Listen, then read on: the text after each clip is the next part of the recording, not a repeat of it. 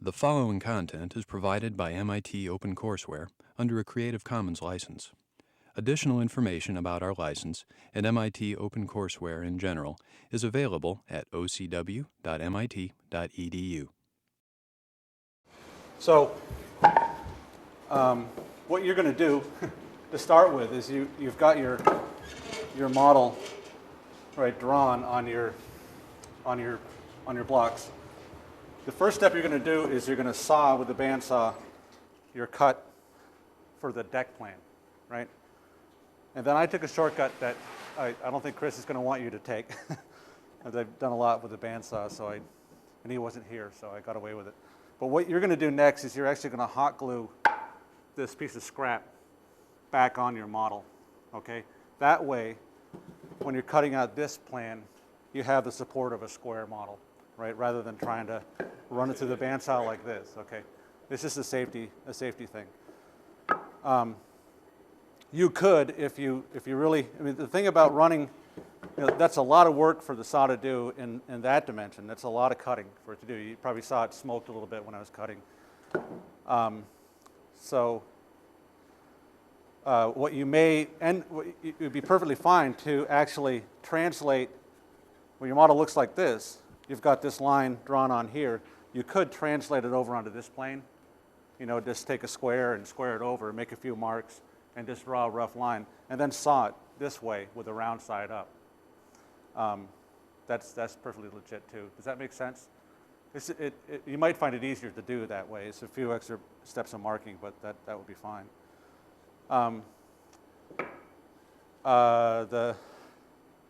So basically I sawed out that deck line, and then I sawed out the profile. Simple enough. So now comes the fun part of shaping this down. I put a little cleat on the back of it so that you could put it in a vise and clamp it in place. You'll want to do that. I'm going to let Chris in. One of the things about the cleat to remember is that you want to mount it up high on the back of the model, right? Because the model has more body at the shear. Most of your models might be very thin down here, and those screws will poke through, and that'll be kind of depressing. So be wary of that. So the first thing I want to do, the other thing to note is that you want to cut this line first in this view. Cut this line first because when you cut out this line, you lose the drawn line for that deck line, right? This is scrap now. So remember that little detail. So now I no longer have a drawing on the back of the model showing the profile, but I don't anymore have a drawing for my deck plane anymore. I can redraw it if I want, but for now it's gone. So what I want to do briefly as possible is go through just how to use the various tools to achieve the finished model. And one thing too is that when you're using these tools to work the model, you're not really using these tools as they're designed to be used. Planes are made to cut fairly straight shapes, and you're cutting a curved shape. So it's a real different knack to how you actually use the tools. So for doing this kind of a concave shape, a spoke shape is great. There are these are really nice spoke shapes, but they won't take off much material. So this is more of a finish tool. This one has a rounded bottom, so it'll fit into that concave shape, but it's actually too extreme for this one. So I want to grab. Kurt, would you grab one of the blue flat shaves out of there? One thing to remember with the tools is that the main distinction between these different tools is I was looking for a flat bottom one. If there should be one in there. Oh, the blue kind. The real difference, of course, is the length of these tools is the length of the sole, right? And basically this will cut a straighter shape, but it won't ever fit into that void right down at the bottom. The blade will never touch.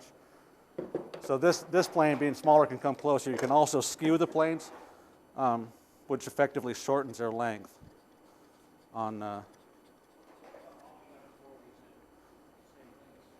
don't have any flat blues. No. Spoke Yeah, well, maybe I don't have any there. Thought I did. We'll try using this. Yeah, this won't quite do it. Yeah, this just won't quite do it. So let's go with this guy. The real knack to get with planes is adjusting them.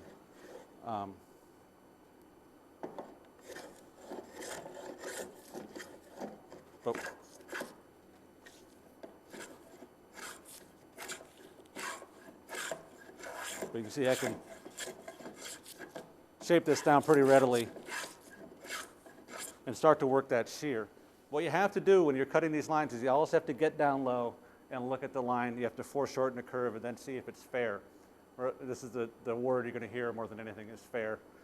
And what that means is that the line is a steady sweep. It's got no bumps and hollows.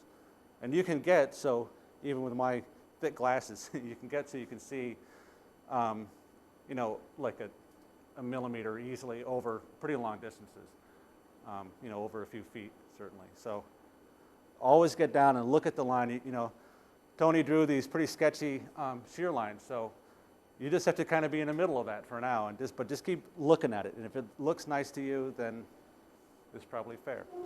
But any sort of bump and hollow, you'll get a sense of this as the class goes on.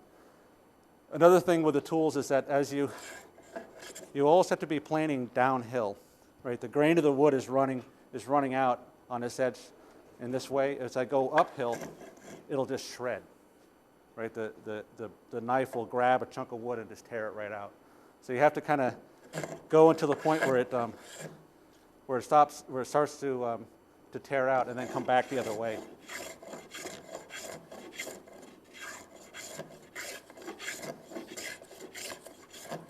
And it can be kind of fussy to get that point in the middle, just, you know, blend in a nice fair way. One thing you'll notice that the plane is chattering a little bit. It makes that little grunting sound. That means you're probably trying to cut off too much, right? So you can back out the iron just a little bit. These irons are, you know, they're quite sharp. I sharpened everything before I came. So this is the knife. It's a little cutting edge. You can see the bevel, how the cutting edge is shaped. It's actually pitched in this way, so the bevel is down on this plane.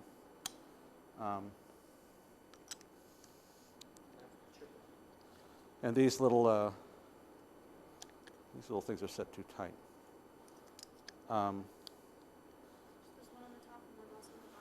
Well, all this does here, this thing just holds the iron in place. These little set screws, try not to adjust them because they should be set right. You have two adjusters here. If you screw it down, it pushes the blade out. Relax it, it'll pull the blade out. So that's how you make your adjustments. You can also adjust the attitude of the iron in the blade because there are two of these screws. So you can make one side come down a little bit and one side go the other way. One thing you always want to do as well, excuse me, I want to grab a square, is while you're in this phase, you really want to think two-dimensionally, right? You're working this face to get this shape correct, right? So one thing that's important is to keep checking the square of the piece. Right now, it's a little down on the outside, up forward, right? Because you're defining, by cutting here, you're defining the shape out here. If it's not square, then this shape is not correct relative to that. So even when you're doing a crown, if some of you are doing crown, you can adjust for that later. But at this point, you know, just think two-dimensionally. You're trying to get this shape correct all the way through the shape. All right. So I don't want to. These shapes, you'll fuss with these shapes quite a bit, and I don't want to get into too much of that right now. One thing too is that you can affect. You'll find that the shear line, the radius of this curve is changing. It's a little bit tighter here, and it's more relaxed up here. It's almost straight coming up forward. So you may need even a different tool to do the very end. So you come in and Again, I'm holding the plane kind of skewed. And I can kind of blend in, you know, that shape up forward. So if you sight down this thing, that curve, you know, it's pretty consistent. You know, there's no bumps and wiggles anywhere in it. So, and if you just constantly be foreshortening those curves and looking right down them. The last one you used is a flat one, the blue one? Yeah, I used the block plane for that.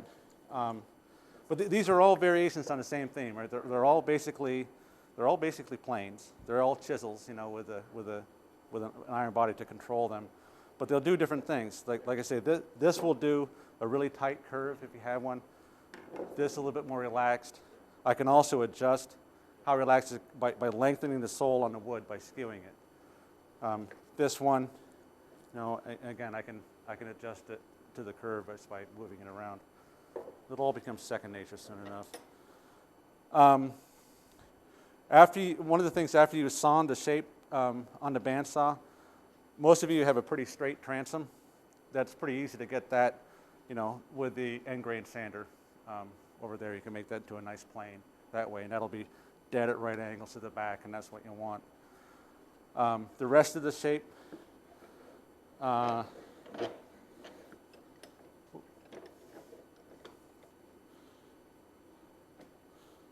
see, now I want to get the bottom of my model, the attitude of that correct. And so for this kind of thing, this would tend to make lots of little bumps and hollows. Right now, the surface is straight and then convex right in this plane. So this would be a better tool. I'm going to be going over this, you know, for 2 days. So lots of more detail on this. Whoa. Yeah, don't do that. What did I do wrong? I guess I didn't have this thing all the way in. So that is just way too much cut on that plane. That shaving is way too thick. So I'm going to back out the iron. This is the adjuster on this. Little less cut. And what I'm doing is I'm starting wherever I'm furthest away from my line, which is at this point is right here. I'm actually about a 1/4 inch away. Try to get this to work right. So I could sit here like this and take a little while. It'll get there. Or I can use this plane, which is a real get-it-done kind of tool. It's called a scrub plane. And I can poke the iron out. Actually, with this pine, I can take off about 1/8 of an inch at a time. Right? So I can just take this thing and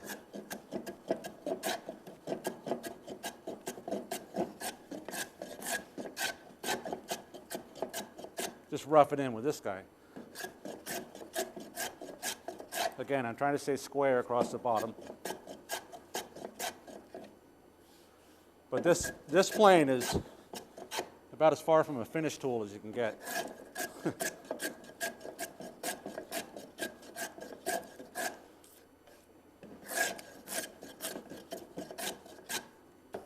So it basically, I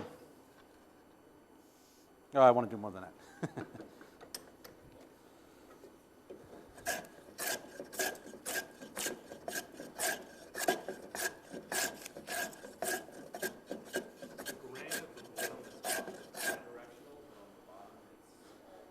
Well, basically, because the sweep of the shear, it goes both directions. So if you have drag to the keel, right, it should be running out all in the same plane. You may find inconsistencies in the wood, right? So you have to read the wood. If it's tearing out on you, probably you need to plane the other way. So just feel what the wood is telling you. So I'm trying to make a more or less straight section here that begins to kind of dive to meet the bow. So now one thing is I've gotten it kind of close to that crew tool. Now I can come back with this finer tool and just kind of blend everything in so it looks like something, you know. So now I've got a shear, I've got some idea of the bottom of the boat. I don't know if that's what I want or not. And now I want to work in this little forefoot area right here. One thing you can do is you can just take this little plane and kind of sort of rock it around that curve. Another thing that I like to do, you could also kind of maybe fuss that in with the end grain sander. The problem with the end grain sander is you'll have it on the table like this. You can't see the line, right? So you can shave a little bit and look at it and shave and look at it. But I really like to use chisels for this, just sort of freehand that curve. And my technique with the chisel is you got one hand driving it, and the other hand, my thumb, is making it slice just a little bit, and that's a nice controlled way to work that shape in. And I can go, nice sharp tool, I can go right across the grain. Be very careful of this corner on your models. It loves to fall off. It's his favorite thing to do. We can always glue it back on, but it'll set you back a little bit. So I'm leaving this model kind of fat because I've stepped the center line off on this model. My center line is actually an 1/8 inch or so inside of this edge. We talked about that yesterday. So I've got some idea of the shape of the profile of the boat. Now I want to just sort of finesse this curve a little bit here. And for that, Reuben, yes, sir. You know, areas like the bow, when I did a model recently, those are areas that you just really want to have patience with. I mean, there's certain areas where you're taking a lot of material off, and That's a good point. and there's certain areas where you really want to think and go slowly and make sure that you've got the tool that you're using, the right tool, and the tool under control, and that the grain is the right way, especially on in grain. You want to make sure that you're going very carefully. Yeah, one of the things, like Rich says, that on this face grain section you can be pretty brutal with it, but on the end grain, go really tiny little cuts is the way to go, or sand it is the way to go. And the other thing is that as you're looking at your line, when you use the bandsaw, I know what it's called, it's probably going to be a wiggly line, right? And so the first step, and I should have said this, is to try to bring yourself uniformly off that line, right? So if it's an 1/8 inch in one place and a 1/16 in another, make the whole line a 1/16 of an inch away, and then take the whole thing down at the same time. That's the best way. So bring it down consistently. So look for the places where it's the furthest off. Like it was the worst off here, so I just beat that down with the scrub plane, and then, blended the rest of the line in. So now to work this deck line, I could redraw it on here, which you may want to do. But for now, I'm just going to make it so I think it works.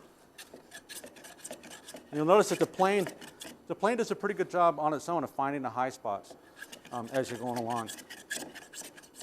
It's kind of a spot right here it wants to cut. You get used to this sort of wrist action where you're sort of throwing the plane around. You have to get it right at that point where the blade is hitting. It's pretty easy to go like this and not playing anything, right? So you'll feel it, you'll sort of trip it around the iron.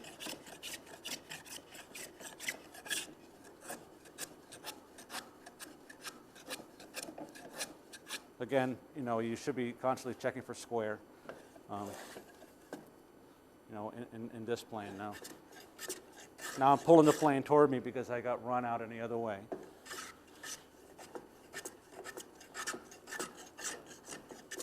And I'm still not being too fussy about anything, just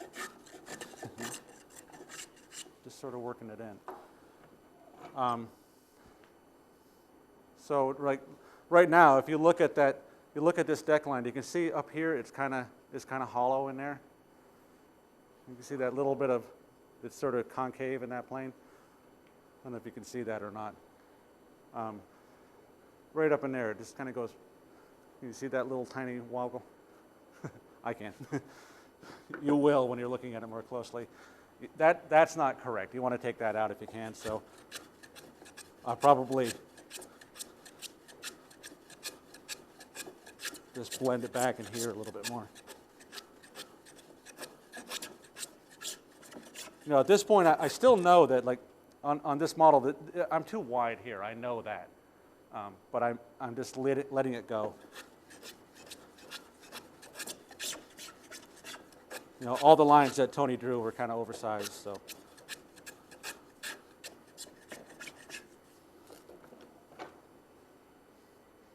Yeah, that's fine now. So now, once you're at this stage, and it may not go as fast, once you're at this stage, now you can begin shaping those sectional shapes. I don't have a drawing of it on here. You have your drawing. You can take a piece of cardboard and cut it out to that shape, and you can hold it up to it and gauge it in. But I just want to do this quickly, so I'm going to go ahead and just start knocking it back. This is the thing. The one way to think about this is that your model along this perimeter is done, right? So the most amount you have to shape is out here. You've got to knock that whole bilge off. In this model, like the aircraft carrier in the middle, there's almost nothing to knock off there, but you have a lot in the end. So think about where the most has to come off. You know, in this model, it's going to be really here and back in here. You know, all of this has to be cut away. So, pardon me while I get my workout for the day. So I'm going to start right on this little bilge line.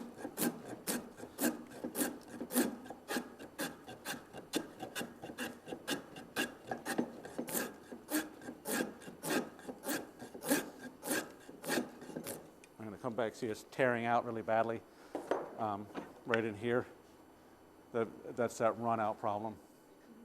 So I want to go the other way. You can flip the model around, or you can just take this and pull it toward yourself.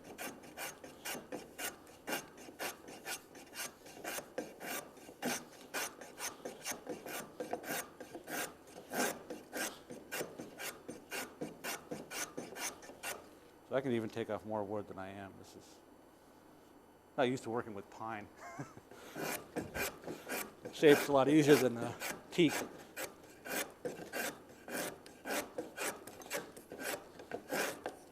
But I'm still trying to focus my effort where the most wood has to come off.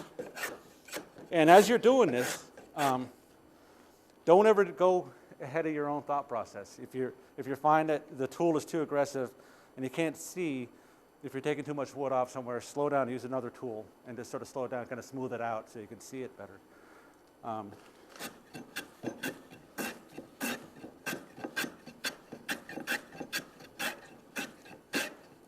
Somebody hand me a pencil? I think there's in a jar on the table. Oh, I got one here, thanks. One of the things that you should do is, if you're stepping your model off like I am, make a line around a perimeter at this point. And you shouldn't ever plane that line away, right? Because that's part of the shape of the boat. So I've just made a quick little line along this edge. So I know where to stop. Is any of this making any sense to anybody? No answer.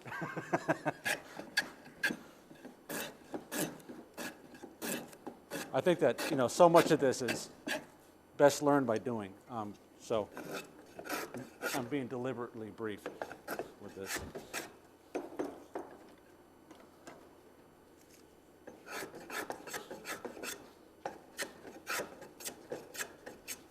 So I think I'm about at the point with this aggressive tool where I want to stop.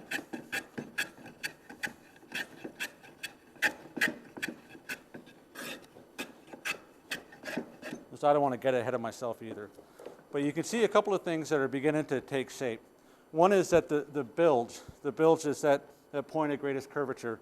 If you took a slice sectionally along the boat, there's always a point where the curve is the greatest, and that's the bilge. But you see how it sweeps up the hull? It's lowest in the middle, then it sort of sweeps up as you go around. You see that? It's kind of a knuckle right here, but it's sweeping up around the boat. That's something you really want to work with. This boat is going to have a fair amount of hollow in these end sections. So it'll be kind of almost like a constant radius curve around here, but kind of hollow in the ends. So what I can do is take my block plane. I just want to kind of undo the damage that the scrub plane did. take the rough stuff off. You may find for this job that a spoke shave is more intuitive. One nice thing about a spoke shave is you can look right down in the tool and you can see exactly where the wood is coming off, right? So you know right where you're shaving.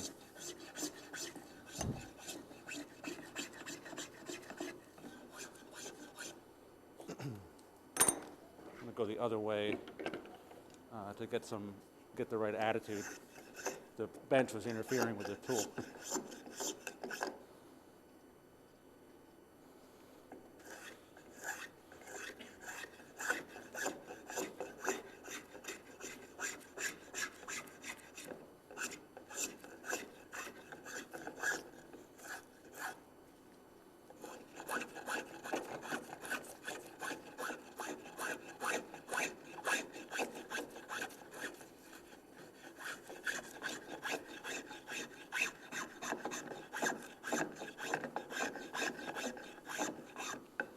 Switch to this plane here because this section, the run of the boat tends to be kind of straight. The bilge tends to rise in a pretty straight line up in here, and I want to, this will help me make sure that it's straight.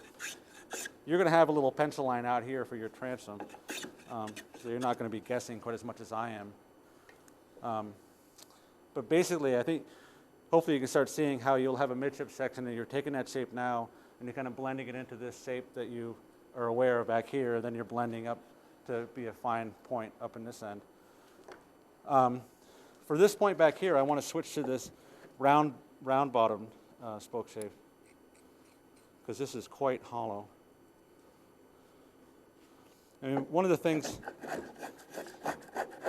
you see, there are all kinds of rules of woodworking where you follow the grain and be aware of the grain. In the model making, you got to follow the model. So don't let the wood dictate to you how you want to shape it. This, I'm trying to fit this thing right into the hollow part of the tuck here, it's called.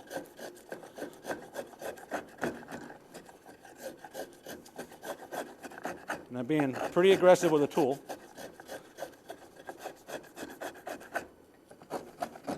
You kind of see that wine glass transom is just beginning to take some shape. It's got a long ways to go.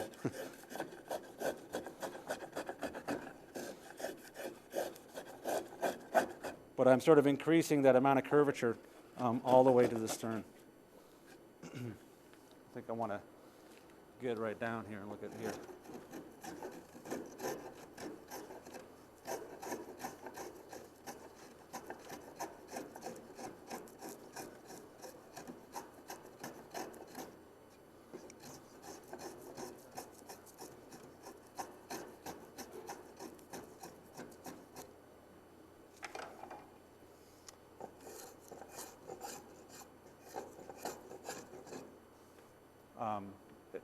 Likewise, again, there's going to be some hollow up in the bow of this boat. Not quite as extreme as the other one, but I'm keeping the spoke shave kind of parallel to that sweep of the bilge as you work around the edge. So up here, you're sort of going in this plane. And just look where the thing is cutting. No, you don't want to be cutting out here. You don't want to cut up there. Just keep it in that little area.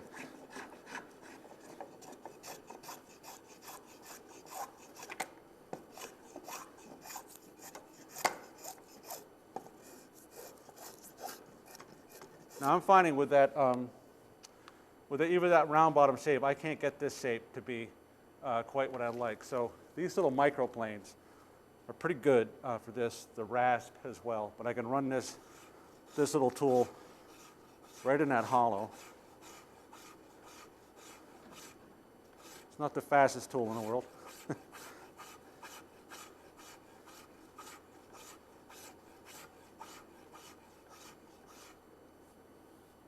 Fills pretty quickly. It's a pencil.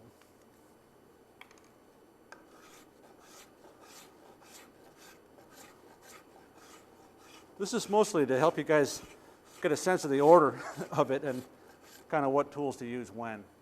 I'm still feeling that that tool's not doing enough for me. So I think what I want to do instead is use this chisel and sort of pare out some of this shape. Oop. Is that really loud? All right.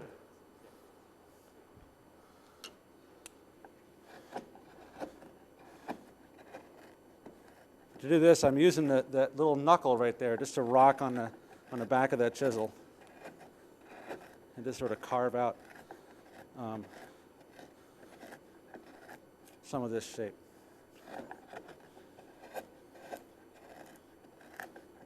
Yeah, it's easy to break it like I just did there too. We've also got these little gouges. Chris has a bunch too, which you can use to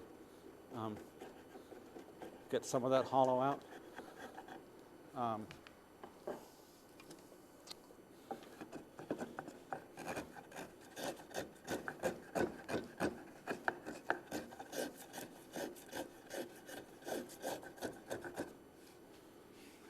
I'm trying to do this too fast.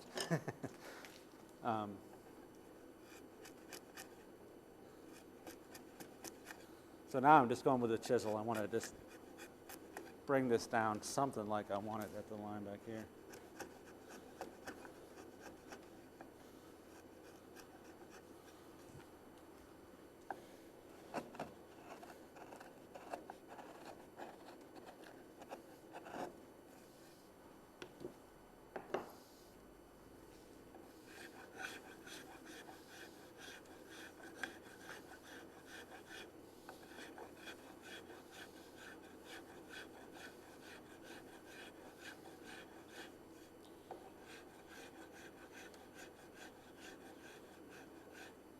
So obviously there needs to be a lot more shaping back here, but it's starting to look maybe like a boat, right? I got it a lot further than I thought I would. I'm starting to see though, just visualizing, this here is way too high. It's way, way too high. This thing should be down probably 3/8 of an inch back here. So that's something that you can only really see when you're taking that shape. So that all by way of indicating that everything's organic, right? The lines you drew were just a rough estimate, and as you're shaping the rest of the model, it tells you more about the other shapes that you drew yesterday. So I think what I want to do is make a tapering line, something like this. I want to cut more off that stern and just sort of taper it on in to the bow. And you all know how I'll do that. I'll just take the spoke shave and that block line and just begin cutting it down. But that's all this process is purely subtractive, right? The only thing you can do in this phase is take wood away. So, you wouldn't want to cut that down until you started to see how this shape was developing down in here. But now as you see in that shape, you almost don't want to take this to completion until you get this done, right? Because once you get that a little lower, it'll tell you more about what this shape ought to be.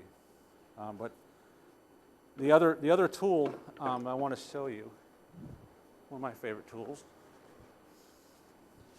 My shop is 20 degrees, 28 degrees. This is too hot to work in here. This isn't sharp.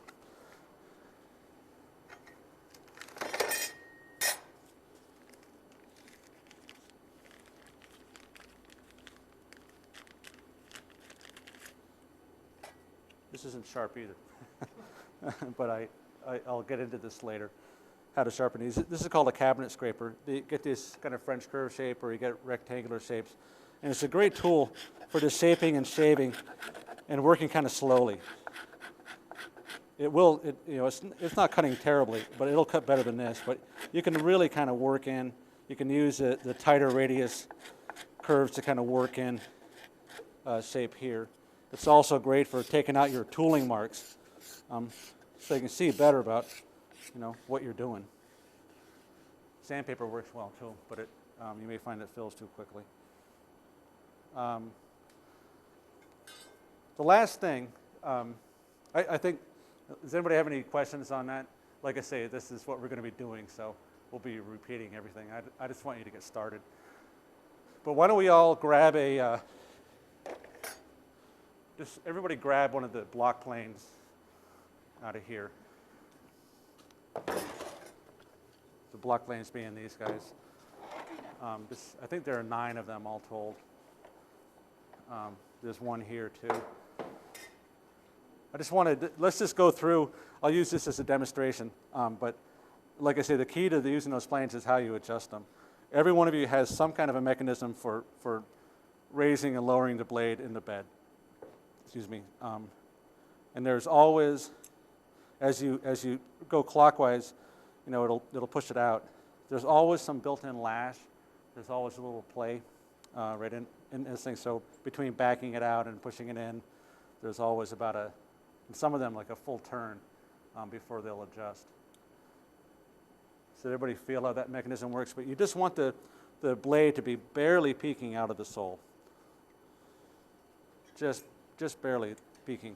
The rule of thumb with these planes is they're only accurate when you're cutting off a tiny little bit. Right, so you can be quite crude with them. You can push the blade out to get a lot done. But if you want to be accurate, always back it out so that your shavings are basically just translucent.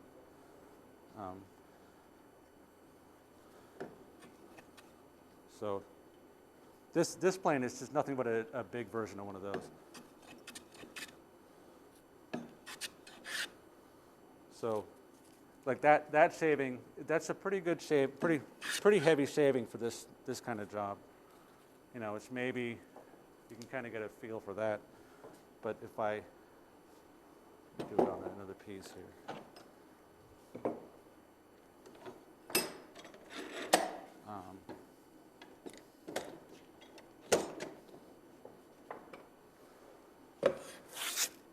So yeah, that's what's staticky in here. If I back this iron out, it'll just take a shaving that you literally can see light through. Just a little piece of paper. When your shavings are that fine, the tool's accurate then and only then. Just remember that. So, and always for beginners, always the thing is to have the blade out too far. And if you're finding that you have to get the iron out too far to cut some kind of shape, you might just be using the wrong tool. You might want to switch to a spoke shave or something like that. So the other adjustment to note on these planes is the throat adjustment. Every one of you has a little knob on the front that you can loosen, and then a cam that'll open and close the throat aperture. So you want to adjust that. The idea behind that throat aperture is it helps prevent tear out. If you have it really open, and there's a nice heavy shaving. But see that with it really open, it's just shredding the wood. See those big divots out of the wood? What's happening there is that the shaving is large enough that the opening is large enough that the iron catches rather than cuts the wood, and it just splits it away, right? If you close that throat down, you can reduce that a whole lot. So the throat should be only open wide enough for the thickness shaving you want to pass through the plane. So there's the first cut with the throat kind of with too open was over here. The second one was out here, and there's almost no tear out. So that's one way of controlling that is by, basically every time you adjust how much blade you have poking out, you want to adjust that throat aperture, and that's just a knob and a cam on every one of those. Some of you too have little adjusters. Like this one doesn't. This kind doesn't have it. There's just this adjuster fore and aft. If the blade is crooked inside the plane, you just have to grab the iron and you can loosen this cap here and just sort of twist it inside the tool. But others of you have, this one has it, I think. Yeah, this little, that's loose there. There's this little guy here is what steers the iron back and forth. That's important if you're finding that you just can't keep it square. Like the more you cut, the darn thing just keeps tilting to one side, and maybe the iron is skewed slightly, so you want to get that perfectly square and bring it back so you can cut straight. Another trick about cutting square is to run your hand, this is called trying, where you run your hand on the plane and along the side of the wood. It just helps you keep the plane, this helps you keep it nice and square to the wood. If you're out here in the open, it can rock one way or the other and you'd never feel it. So if you just, just have your handle on the side. So just again, to go through this process, you can take one of these big planes, have it set really aggressive to do lots of work, and then just back the iron out a little bit, close the throat down, and you feel how it's sort of skipping along. Basically, I was creating little, hills and swales with it set too aggressive. It wasn't cutting really quite evenly. This is finding all those high points and bringing them down uniformly, right? And now I can back it out yet more, close the throat yet more.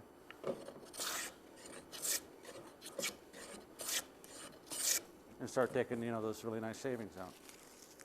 Right? So that's in a nutshell the process. Set the tool to cut very well, and then bring it back in to let it cut really finely.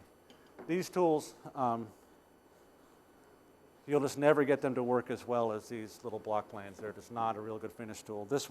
These are much better than the blue ones, but they're really slow on the other hand. So I think I should stop talking and let you guys start cutting.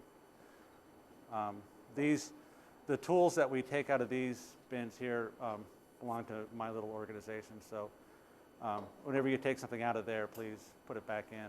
So these chisels and all these block planes that are out are mine. I will inventory them. So if they get mixed in with Chris's, we'll find them. But help me. So just reviewing, what you guys want to do is take your models and how did it go?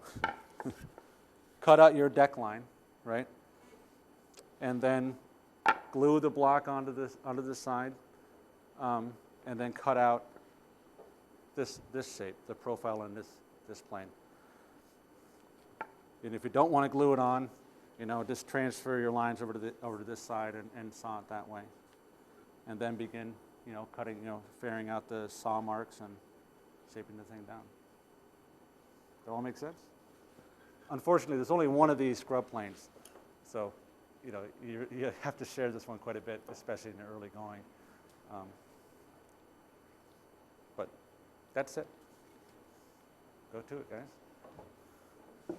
I'll get that hot gun going. I have to say, if I were you guys, I would actually transfer the lines over onto this face. There are dust masks if people want to wear them. It will be dusty while we're all sawing with a bandsaw. You're leaving like a little bit Yeah. in the middle, right? Yeah, Okay. I think if you've got that kind of fuzzy line from Tony, Yeah. you can kind of go in the middle of it. But remember, if you want to step it off a little bit to leave some thickness on the back, then now's the time to think about that too. So if you're doing that, you can just cut right on the outside of that whole line. Right. The tool helps you keep things fair. It actually is your friend in that way.